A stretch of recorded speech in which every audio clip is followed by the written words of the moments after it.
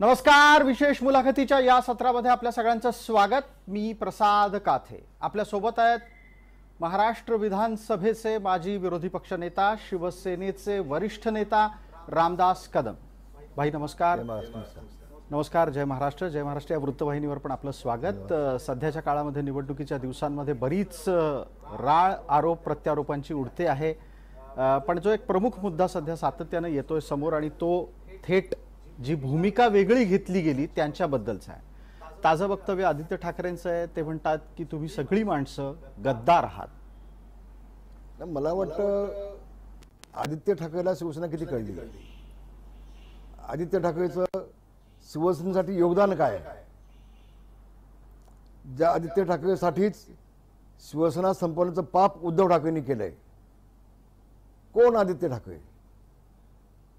ज्यांनी बाळासाहेबांच्या विचाराची बेईमानी केली. गद्दार तुम्ही आहात ना, आम्ही कसे? ज्या शिवसेना प्रमुखांनी जाहीरपणे सांगितलं होतं की ज्या दिवशी काँग्रेससोबत जायची मला वेळ येईल त्या दिवशी शिवसेना नावाचं माझं दुकान मी बंद करून टाकीन. त्या बाळासाहेबांच्या विचाराच्या विरोधात जाऊन काँग्रेसच्या मांडीवर बसून तुझा बाप बसला मुख्यमंत्री म्हणून, तुला लाज वाटली नाही? गद्दार कोण? तुझं वय काय? तू बोलतोस किती?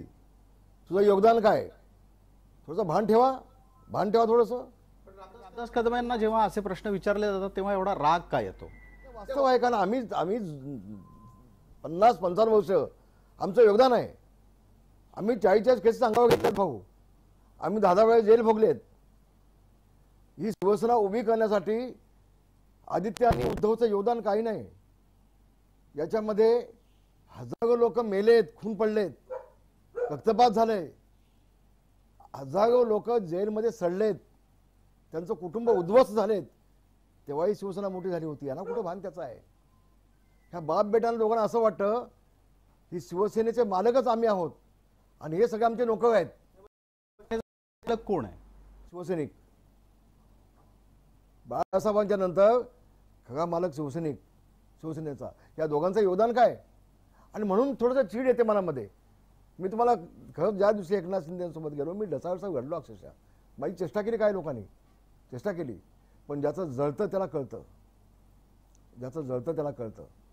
आणि म्हणजे आज स्पष्टपणे मी सांगतोय, ह्या बाप बेट्यांनी शिवसेना प्रमुखांनी जे उभं केलं होतं ते संपवून टाकलं, सगळं वाटोळं करून टाकलं पक्षाचं. ह्या दोघांनी हा उद्धव ठाकरे माझ्याकडे येऊन बसायचा, सगळी माहिती घेऊन घ्यायचा, सचिवांना बोलवा, यांना बोलवा, या अधिकाऱ्यांना बोलवा, मिटिंगला मला बोलवा, आणि शेवटी माझं खातं घेऊनच बसला तो. इतकी बेमान औलाद आहे, इतकी बेमान गद्दार आहे. हे गद्दार आहेत. गद्दारीचा व्यक्त यांच्या हातामध्ये, अंगामध्ये, की आपल्या नेत्याला संपवण्याचं पाप यांनी केलंय. गद्दार दुसऱ्याला म्हणण्यापेक्षा एक बोटं आपण दुसऱ्याला दाखवत राहू, त्यावेळेला इतर 4 बोटं आपल्याकडे असतात. त्याचं भान प्रत्येकाने ठेवलं पाहिजे. तुम्ही असं म्हणता आहात की थेट उद्धव आणि आदित्य हे गद्दार आहेत. त्यांनी आपल्याच नेत्यांना संपवण्याचा प्रयत्न केला. एक आरोप तुमचा यापूर्वी पण होता की तुम्हाला निवडणुकीत पाडण्यासाठी मातोश्रीतून कारस्थानं झाली. हे पटत नाही भाई. याच्यासाठी पटत नाही की एक पक्षप्रमुख आपल्याच पक्षाच्या आमदाराला पाडतो. हा उद्धव ठाकरे काही करू शकतो, इतका कपटी आहे तो. माझा इतका वर्षाचा अनुभव आहे. आणि मी एक सांगतो तुम्हाला भाऊ आज, की माझ्या आयुष्यात मी कधी खोटं नाही बोललो. मी राजकीय भांडवल असं कधी केलं नाही, खोटं बोलून कधीच केलं नाही. आई तुळजाभवानी साक्षीदार आहे, तुळजाभवानी साक्षीला आहे. ज्या वेळेला मी दापोली मतदारसंघ मागितला होता, मला दापोली दिला नाही, मला बाळासाहेबांनी भेटू दिलं नाही, भक्ती पाठवली नाही मला या उद्धव ठाकरेंनी. फिल्डिंग लावली असती खाली त्याची. आणि मला शेवटच्या दिवशी 10 दिवस शेवटचे असताना मी न मागता मला गुहागर मतदारसंघ दिला. आणि संबंध महाराष्ट्रामध्ये शिवसेना भाजपची युती असताना विनय नातूला उभा केला तिथे. आज विनय नातू भाजपचाच आहे ना, पदाधिकारी आहे ना आज. मग का त्याच्यावर कारवाई झाली नाही? एवढं सगळं का? रामदास कदमांनी काय बिघडवलं होतं मातोश्रीचं? मी उद्धव ठाकरेंचं 2005 सालामध्ये विरोधी पक्षनेता ज्यावेळेला बनवायचं होतं त्यावेळेला मी त्यांचं ऐकलं नाही. विरोधी पक्षनेता ज्यावेळेला ती नियुक्ती करण्याची होती 2005 नारायण राणे गेल्यानंतर, ती जागा खाली होती. संख्या शिवसेनेची होती, आपला कल्पना आहे, जवळजवळ 5 महिने विरोधी पक्षनेतेपद असं लटकलं होतं, मिळत नव्हतं कोणालाच. त्यावेळेला उद्धव ठाकरेंनी प्रमोद महाजन साहेब मुंडेजी यांची शिवालयामध्ये बैठक घेतली. आम्ही त्यांची बैठक आतमध्ये चालली होती. मी आणि गजाभाऊ दरवाजाच्या बाहेर दोघंजण उभं होतो 1 तास. आणि बैठक संपल्यानंतर ते तिघंजण बाहेर पडले. माझा हात पकडून पण मला घेऊन गेले तिथे शिवालयाच्या बाहेर. प्रेस कॉन्फरन्स घेतली आणि ते विरोधी पक्षनेत्यासाठी आम्ही भाजपला पाठिंबा देतोय असं उद्धवजींनी जाहीर करून टाकलं. संख्या शिवसेनेची असून पाठिंबा भाजपला, कारण काय? म्हणजे याच्या मागे पडद्यामागे काय घडलं? काही डील काही गोष्टी सांगू शकत नाही. मग त्याची सौदेबाजी झाली का, खोकेबाजी झाली का, मी नाही बोलू शकत. आज नेमकं मी नाही बोलू शकत, कारण जो पण आपल्या हातामध्ये काय नाही. पण मलाही आम्हाला तो प्रश्न पडला. एक प्रश्न मी विचारला होता त्यावेळेला उद्धवजींना शिवालयामध्ये. गजाभाऊ साक्षीदार आहेत. साहेब, विरोधी पक्षनेतेपद तुम्ही विकले असाल तर पक्ष पण विका, पैसे जास्त मिळतील असं मी बोलून गेलो होतो त्यावेळेला. हे सगळं बाळासाहेब हयात असताना घडत होतं रामबाजबाई. साहेबांना हे कळलं, मला साहेबांनी बोलून घेतलं. त्या पत्रावरती उद्धवजी सही करत नव्हते. बाळासाहेबांनी जबरदस्त सही करत होते. आणि सही केल्यानंतर त्याला सांगितलं असं देऊ नको, हळहळद कुंकू टाक पत्रावरती आणि त्याच्या हातात दे.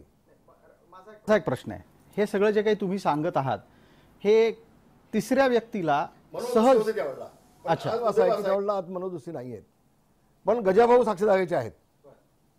तिथे सही करताना मनोदृष्टी साहेब होते. घेऊया याच्याच अनुषंगाने. हे सगळं जे तुम्ही सांगता हे ऐकणाऱ्याला वाटतं की हे कपोलकल्पित आहे. याच्यासाठी कारण सांगतो तुम्हाला. दस्तूर खुद्द बाळासाहेब असतात हयात. हे घडतं कुठे? जिथे बाळासाहेब असतात, बाळासाहेबांच्या हयातीत, बाळासाहेबांच्या समोर. ज्यावेळेला मनोज जोशींनी सांगितलं की साहेब मेजॉरिटी आपली आहे, नियमानं कायद्यानं आपल्याला ते मिळालंच पाहिजे, हे ज्यावेळेला मनोज जोशींनी ठणकावून सांगितलं बाळासाहेबांना, आणि मी ज्यावेळेला मेजॉरिटीचं पेपर सगळं बाळासाहेबांना आणून दाखवलं समोर, तेव्हा साहेब म्हटलं हे बघ काय तुझं उद्धव हे तुझं चुकीचं आहे. रामदास म्हणतो ते बरोबर आहे, दे सही त्याला तिथं. रामदास भाई, एक सोपा प्रश्न आहे ज्याची उत्तरं सापडत नाहीत. तुम्ही सगळे माणसं आता ज्या पद्धतीनं आरोप करत आहात त्यातून एका वाक्यामध्ये असं निघतं की पक्षप्रमुखच पक्ष संपवत होते. अहो, माझं तेच म्हणणं आहे की उद्धवजींना रामदास कदमला संपवायचं कटकारस्थान 2005 सालापासूनच सुभाष देसाई उद्धवजी एकत्र येऊन त्यांनी ते काम चालू केलं होतं. मी सह्या चालू केल्या होत्या. मला सगळेजण सह्या देत होते. जे नावे सोबत होते ते पण सह्या मला देत होते. लगेच सुभाष देसाई बाहेर गेले आणि त्यांनी उद्धवजींना फोन केला. मग उद्धवजींनी मला 5 मिनिटं मला निरोप आला की मला उद्धवजींनी बाहेर बोलवलंय. मी गेलो, फोन केला, नाही तर सह्या थांबवा. सुभाष देसाई जाऊन थांबवल्या होत्या. कळलं की नाही? मग मी पुन्हा म्हटलं मग का सह्या थांबवा, तुम्ही तर माझं नाव जाहीर केलं. तुम्ही जर दनावड्यानं देणार असाल, नेत्यांना द्यायचं, मला कुठली अडचण नाही, पण थांबवा का? थोडा वेळ थांबा. हे थांबवले गेलं सह्या. ज्यावेळेला विधानसभेच्या अध्यक्षांनी सांगितलं पत्र घेऊन या, मला सांगितलं, आम्ही सगळे आमदार त्यांच्याकडे गेलो होतो त्यांच्या दालनामध्ये, तेव्हा माझ्या समोर सुभाष देसाई फोन लावत होते एकनाथ शिंदेना, सॉरी उद्धव ठाकरेंना, की तो तुमच्याकडे येईल, त्याला पत्र देऊ नका पाठिंब्याचं. मी ऐकलंय. मी त्याला म्हटलं देसाई म्हटलं ऐकतोय म्हटलं मी, हे वास्तव आहे दत्ताजी नावडेच्या कॅबिनेटमध्ये. याच्यातला एक पुढचा मुद्दा मग असा की प्राप्त स्थितीमध्ये शिवसेना संपवण्याचं कारस्थान हे उद्धव ठाकरे सुभाष देसाईंचं आहे, उद्धव ठाकरे संजय राऊतांचं आहे, उद्धव ठाकरे आदित्य ठाकरेंचं आहे, कोणाचं आहे नक्की? आपण फांद्या आणि पानं पकडण्यापेक्षा मूळ जो शिवसेना प्रमुखांच्या गादीवर बसलेला माणूस, त्याला स्वतःला कळलं पाहिजे ना पक्ष कसं चालवायचा, ते कोणावरती किती विश्वास ठेवायचा. म्हणजे संजय राऊतांना दोष देण्यापेक्षा, सुभाष देसाईंना दोष देण्यापेक्षा मी कुटुंब प्रमुख आहे, माझं कुटुंब कसं चालवलं पाहिजे हे मला कळलं पाहिजे. म्हणून तर किती ऐकायचं, सगळ्यांचं ऐकून घ्या, पण शेवटी निर्णय तर घेणार तुम्हीच आहात ना.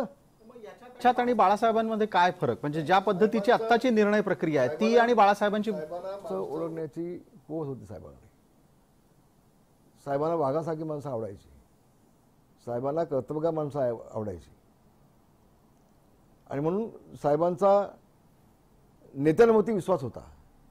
बघा साहेब असताना मग नवलकर साहेब असू देत, सुधीभाऊ असू देत, सफदर असू देत, नरवडे साहेब असू देत, दत्ताजी साळवी साहेब असू देत, मनोज जोशी साहेब असू देत, ढाकेदर साहेब असू देत, रावते साहेब असू देत, या सगळ्यांच्या आमच्या महिन्यातून 2दा तरी साहेब बैठका घ्यायच्या. अगदी उदाहरण द्या झालं तर ज्यावेळेला प्रतिभाताई पाटील यांना राष्ट्रपती बनवायचं होतं त्यावेळेला साहेबांनी आम्हाला सगळ्या नेत्यांना बोलवलं, प्रत्येकाला विचारलं बुवा तुझं काय मत आहे, तुझं काय मत आहे, तुझं काय मत आहे, सगळ्यांना साहेबांनी विचारलं. ही साहेबांची काम करण्याची पद्धत होती. आणि मग शेवटी सांगितलं, मनोज जोशींनी प्रचंड आग्रह केला होता त्यावेळेला भाजपसाठी. साहेब म्हटलं पंत तुम्ही चुकताय, मी जो पक्ष उभा केला तो मराठी माणसाच्या न्याय हक्कासाठी लढणार होता. ह्या घोषवाक्याने मी पक्ष उभा केलाय, पक्षाची बांधणी केली, मी पक्षाला सुरुवात केली. मला प्रतिभाताई पाटील कुठल्या पक्षाची मला माहित नाही, पण माझी महाराष्ट्रातली एक मराठी मुलगी ह्या देशाची राष्ट्रपती होती त्याचा मला अभिमान आहे आणि म्हणून मला त्याला पाठिंबा द्यायचा आहे. तुम्हाला एक उदाहरण देतो. हे साहेबांची पक्ष चालवण्याची पद्धत कशी होती. सगळे ह्याच्यातला एक पुढचा मुद्दा एका जी मला पुढे काय सांगायचं लक्षात घ्या. तुम्ही मुद्दे तोडताय. मागचा पण मुद्दा मी म्हटलं मगाशी, मी आरोप कोणावर केला नाही उद्धव ठाकरेंच्यावर, ही वास्तव आहे विरोधी पक्ष पदाचं. तुम्ही कुपेकर साहेब पण आज नाही आहेत, ते मी सिद्ध करू शकलो असतो, पण त्यांचा PS आहे अजून जिवंत, तो सांगेल तुम्हाला. आणि म्हणून साहेब नेत्यांना विश्वासात घेऊन निर्णय घ्यायचे आणि साहेबांच्या पुढे कोण जायचंच नाही ना, विषय संपला ना. पण साहेब ती फॉर्मॅलिटी करायची, सगळ्या नेत्यांना एकत्र आणायचे, बोलायचे, चर्चा करायचे. उद्धव ठाकरेच्या हातामध्ये साहेब गेल्यानंतर त्यांनी नेता बिता कुछ काय नो. तुम्ही म्हणता उद्धव ठाकरेंच्या हातात साहेब गेल्यानंतर म्हणजे बाळासाहेब गेल्यानंतर उद्धव ठाकरेंच्या हातात सत्ता ज्यावेळेला आली, पक्ष आलं, तेव्हा त्यांनी हिटलरशाही चालू केली. म्हणजे नेता आणि शिवसैनिक, आमदार, खासदार, मंत्री कुछ काय नो, मी प्रमुख आहे, बस संपला विषय. नेता बिता विषय त्यांनी मोडून काढला सगळा. आणि कधी बैठक बोलवली तर कोणाला बोलू द्यायचं नाही ते अजिबात. मी म्हणेन ते वागा, तसं वागा. आज शिवसेना संपवली ना उद्धव ठाकरेंनी, ते एका गोष्टीमुळं कोणालाही विश्वासात घेणं नाही, बिलकुल नाही. मी म्हणेन ते ऐका सगळ्यांनी. त्यांनी आणखी एक उदाहरण तुम्हाला देतो. जी तुम्ही अनेक वर्ष पत्रकारिता करता, तुम्ही एक मला सांगा, बाळासाहेब असताना व्यासपीठावरती शिवाजी पार्कला माझं स्थान किती नंबर होता तुझा, बघा सगळे फोटो काढा. बिलकुल बिलकुल. बाळासाहेब गेल्यानंतर माझं स्थान किती नंबर गेलं, काय झालं असं तुम्ही सांगू शकाल? आता तो प्रोटोकॉल का नाही पाळला गेला? तुम्हाला तो प्रश्न विचारतोय. तुम्ही म्हणता ना कपोकल्पित असा एक शब्द तुम्ही वापरत बघा, मला लागला तो तुमचा शब्द नाही याच्यासाठी. हा, म्हणून मी तुम्हाला आता उलटा प्रश्न विचारला की शिवसेना प्रमुख शिवाजी पार्कमध्ये असताना, शिवाजी पार्कची सभा चालू असताना माझं बसायचं स्थान कुठं होतं, तर सगळ्या मागच्या सभा काढा. आणि शिवसेना प्रमुख गेल्यानंतर मी किती नंबरला बसतोय ते बघा. नंबर 2, शिवसेना प्रमुख असताना शिवाजी पार्कवरती प्रत्येक सभेने मी बोलत होतो, माझी भाषणं व्हायची. असं काय झालं की शिवसेना प्रमुख गेल्यानंतर माझी भाषणं बंद केली ती का? त्याचा कधी उद्धव ठाकरे विचारा, तुम्ही कधी मुलाखत घेतली तर विचारून घ्या ना. ते सामनेच येत नाहीत ना प्रश्न विचारायला. काही गोष्ट जी, हे तर वास्तव आहे ना. हे तर वास्तव आहे ना. याच्यामध्ये महाराष्ट्र बघतोय ना. म्हणजे शिवसेना प्रमुख गेल्यानंतर रामदास कदमला कसं संपवायचं, त्याची भाषणं बंद करून टाकायची. एवढंच नाही, तर आमच्याकडे पद्धत होती विधानसभेच्या आणि लोकसभेच्या निवडणुकीमध्ये ज्यांची सभा हव्या आहेत त्यांनी शिवसेना भवनमध्ये नोंदणी करायची. माझ्या सुदैवानं जवळजवळ 99% उमेदवारांनी माझं नाव तिथं नोंद केलं. त्यांना मेसेज गेले, हे नाव सोडून दुसरं नाव कुठलं सांगा, हे एक नाव सोडून दुसरं कोणाचं नाव घ्या नोंदवा तिथे, त्यांना नाही बोलायचं. जी, हे वास्तव आहे. हे पाप बाळासाहेब गेल्यानंतर शिवसेनेच्या नेत्यांना कसं संपवायचं. आता कसं व्हायचं, कधी कधी शिवाजी पार्कमध्ये उद्धव ठाकरेपेक्षा रामदास कदमला टाळ्या अधिक मिळायच्या. मग माझ्यापेक्षा टाळ्या जास्त घेतोय, संपवा त्याला. हा विषय असावा असा माझा अंदाज आहे. ठीक, असं माझा अंदाज आहे. या सगळ्या प्रवासामध्ये 2024ला जी आत्ताच्या घडीला शिवसेना म्हटली जाते ती 2 भागांमध्ये सरळ सरळ दिसते. एक भाग सरळ शिवसेनेचा एकनाथ शिंदेच्या सोबत दिसतो आणि दुसरा हा मातोश्रीच्या सोबत आहे. शिवसैनिक असं नेहमी म्हणत आलेला आहे की मातोश्री हे त्यांच्यासाठी तीर्थस्थान आहे. या सगळ्या होतं जोपर्यंत बाळासाहेब होते, शिवसेना प्रमुख होते, तोपर्यंत होतं. आता त्या दगडाच्या भिंती आहेत, तर देवपणा काय झालाच नाही. तर मातोश्री आमचं ते देवच होतं ना, परमेश्वरच होतं. बाळासाहेब असे पण होतं. आता नाही. आता मातोश्री दैवत राहिलेलं आता ते धंद्याचं व्यवसायाचं ठिकाण झालेलं आहे आता. कसं काय? मला आधी मला लावू नका, समजेल तुम्हाला की काही कळेल. एक नारायण राणेंचं ताजं वक्तव्य आलेलं आहे, तुमच्यापर्यंत ते पोहोचलं असेल की नारायण राणे कालच असं म्हणालेत पत्रकार परिषदेत की ठाकरे हे कधी स्वतःच्या पैशाने काहीही करत नाहीत. सत्य आहे, मला तर पाठिंबा आहे त्या शब्दाला. आणि त्याचाच भाग म्हटलं की ते व्यवसायाचं ठिकाण झालं. कायद्याने चला, कायद्याने चला असं आहे. असं पण या सगळ्या गोष्टी शिवसैनिकाला कळत नाही. कळल्या ना सगळ्यांना, अच्छा, कळल्या ना. महाराष्ट्रामधल्या अनेक उमेदवारांकडनं कसे पैसे घेतले गेले तिकीटसाठी. अहो लांब कशाला, त्या भांडूपचे आमदार आहेत ना, अशोक पाटील माजी आमदार, आता ते सिटिंग आमदार होते. सिटिंग आमदारांना हातात एबी फॉर्म दिलेला त्यांच्या हातातून काढून घेतला. फक्त त्यांना विचारा तुम्ही बोलून एकदा, त्यांची पत्रकार परिषद घ्या, त्यांची मुलाखत घ्या. त्यांचं तिकीट कापण्यासाठी किती खोके घेतले हे बघा, त्यांना विचार ते सांगते. मी बोलणं ठीक नाही. पण एक साधारणपणे आमदारकीला किती खोके मागितले जातात, खासदार त्याला विचारा ना.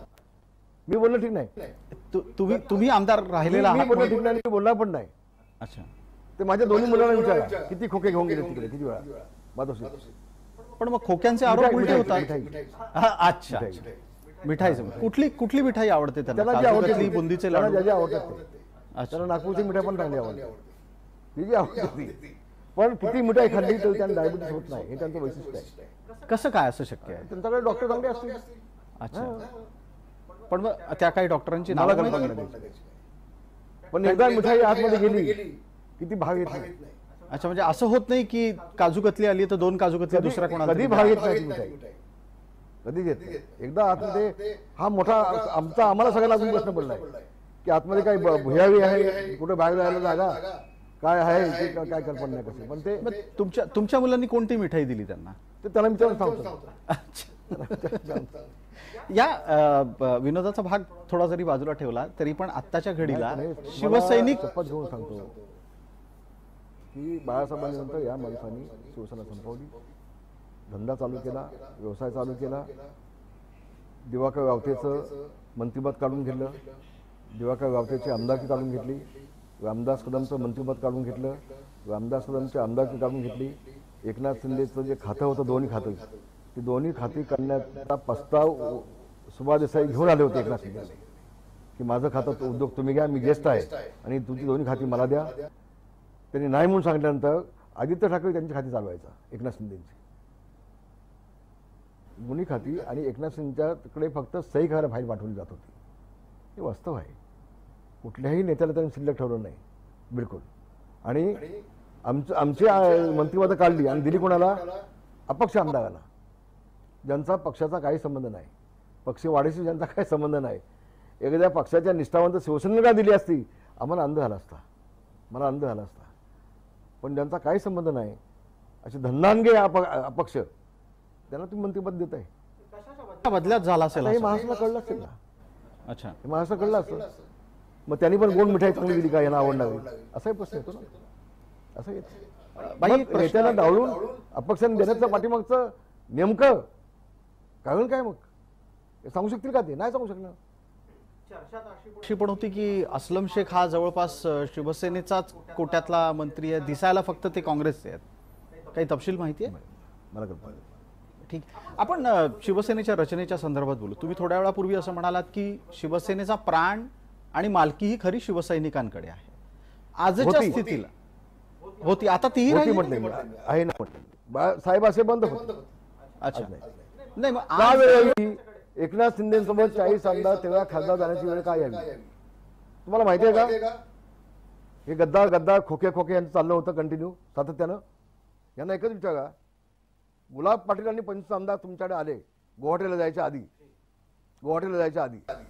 तर त्या 25 आमदारांनी एकच विनंती केली, साहेब आपण शिवसेना भाजप म्हणून निवडणुका लढवल्या, मोदी साहेबांचे बाळासाहेबांचे फोटो लावून आपण निवडणुका लढवल्या आणि आपले आमदार निवडून आले, त्यांचे आमदार निवडून आले. मग आपण काँग्रेस सोबत का जातोय?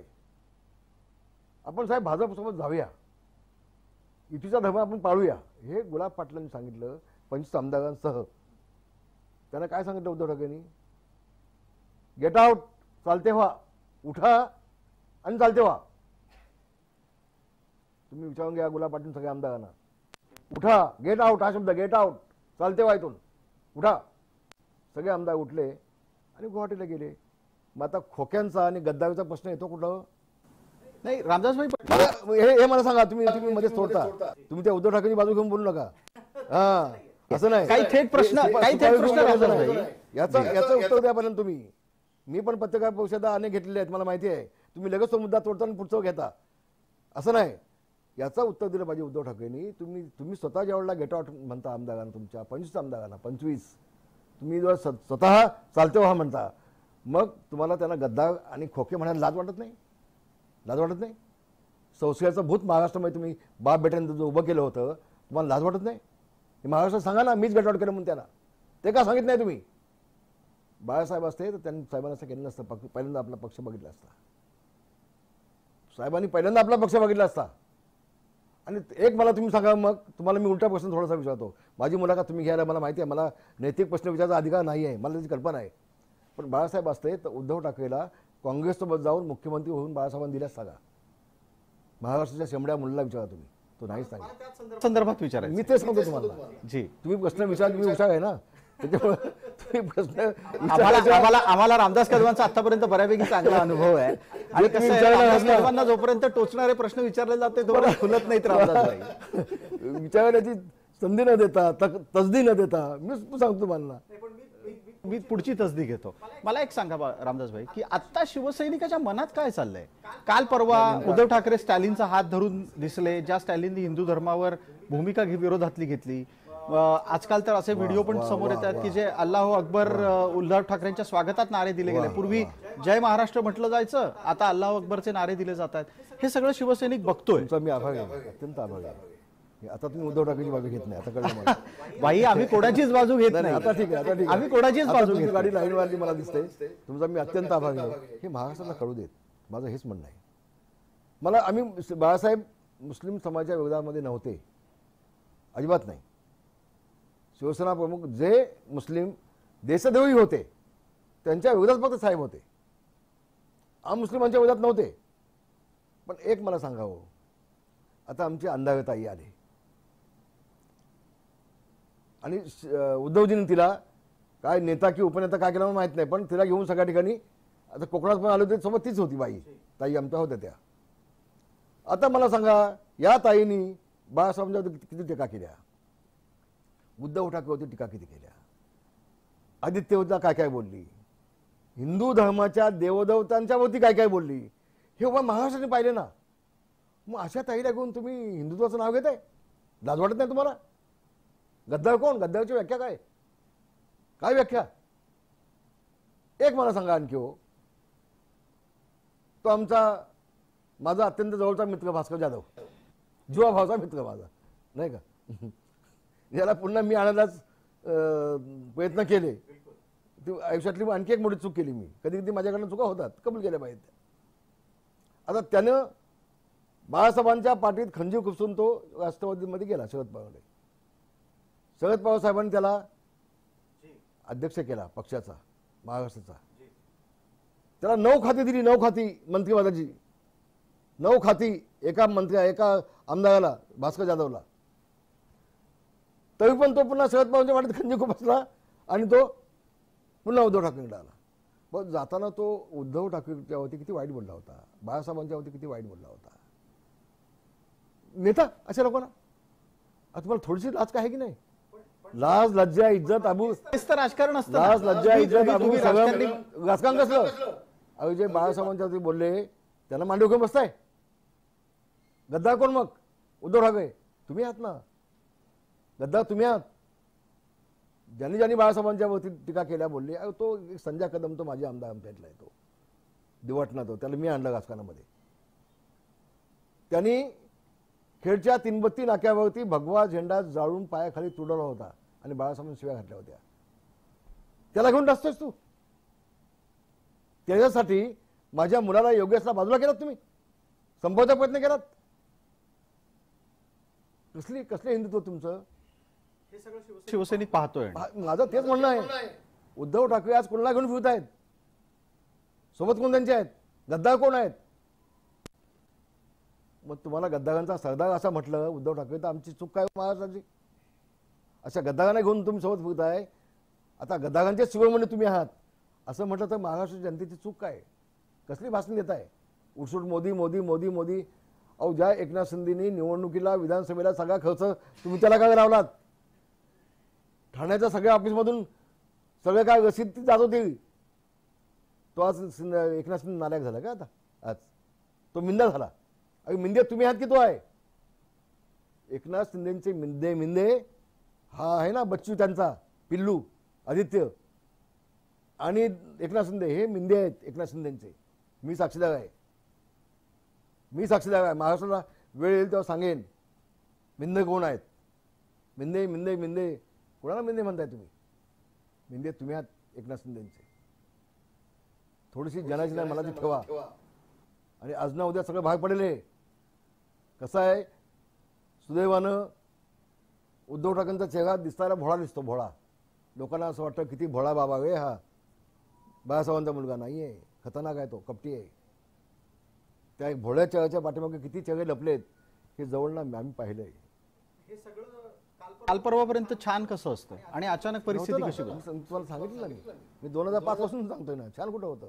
कुठं छान होतं? अहो, मला दापोलीला तिकीट न देता गुहागरला पाठवून मला पाडलं का? कुठं छान होतं? हे पाप केलेत ना उद्धव ठाकरेंनी. पाप केलेत ना. फक्त कशासाठी? त्यांना तेव्हा देखील मुख्यमंत्री व्हायचं होतं. विधानसभेचा विरोधी पक्षनेता हा पुढचा कदाचित मुख्यमंत्री होऊ शकतो. अहो, बाळासाहेब असते तर कदाचित झालो पण असतो मी 2009ला. यांना नसतं केला म्हणून मला पाडलं. बाळासाहेबांनी कळल्यानंतर साहेबांनी मला लगेच 1 महिन्याच्या आतमध्ये विधान परिषदेत घेतला. मुंबईमध्ये लगेच घेतलं. ज्या मिटिंग मला बोलली होती मला विधान परिषदेसाठी, त्या मिटिंगला उद्धव ठाकरे आले नाहीत. शिवसेना भवनला. तुम्हाला मी सांगतो हे वास्तव आहे. हे कपोलकल्पित नाही आहे तुमच्या भाषेत. हे वास्तव आहे. आणि रामदास कदम कधी खोटं बोलत नाही. तुम्हाला मी सांगतो. मी चुकलो तर माफी मागेन. मी पाय पकडेन. खोटं नाही बोलणार. आहे ते आहे. चर्चा पुढे न्यायची आहे. एक वेळेच्या मर्यादेमध्ये छोटीशी विश्रांती घेतोय आणि लगेचच परत येतोय. विशेष मुलाखतीच्या या भागामध्ये एक छोटीशी विश्रांती. आपण पहा फक्त जय महाराष्ट्र.